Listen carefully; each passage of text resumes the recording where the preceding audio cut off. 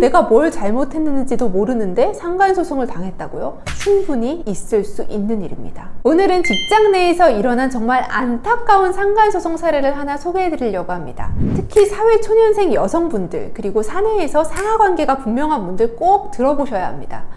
사실 상간소송의 가장 전형적인 모습이 회사 동료 사이, 특히 직장 상사와의 부정행위입니다. 입사 동기끼리도 많지만 특히 상급자 남성과 하급자 여성 간의 관계가 많은데요. 물론 여성 상급자와 남성 부하직원 사이에서도 얼마든지 일어날 수 있는 일이긴 하고요. 그런데 문제는 여기서부터입니다. 하급자 입장에서는 이게 불륜인지도 연애인지도 잘 모르겠는 경우가 많다는 건데요.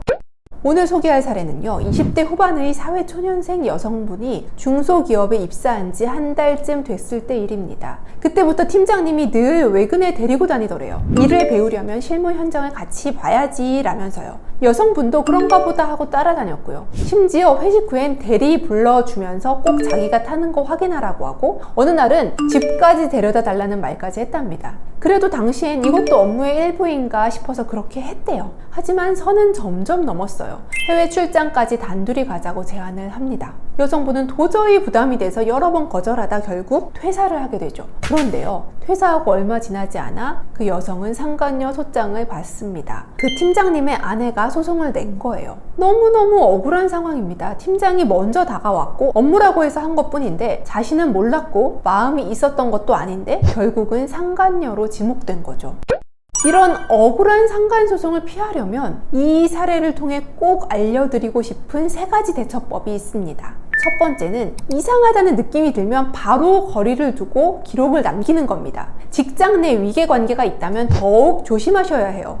왜 나한테만 이러지? 왜 자꾸 둘이만 움직이자고 하지? 이런 생각이 들었다면 바로 철벽을 치세요. 부서 이동 요청, 메일이나 톡으로 남겨두면 나중에 이 사람 피하려고 노력했다는 증거가 됩니다. 남자친구 있어요, 저 약혼했어요 같은 말도 어느 정도는 방어가 될 수도 있고요. 두 번째 팁은 회식에서 과음하지 마세요. 정말 많습니다. 술자리에서 선을 넘고 이후 불륜 관계로 번진 사건들. 무슨 말을 했는지도 모르게 취하고 나면 다음날 아무리 그럴 의도가 없었다고 해도 소용이 없어요.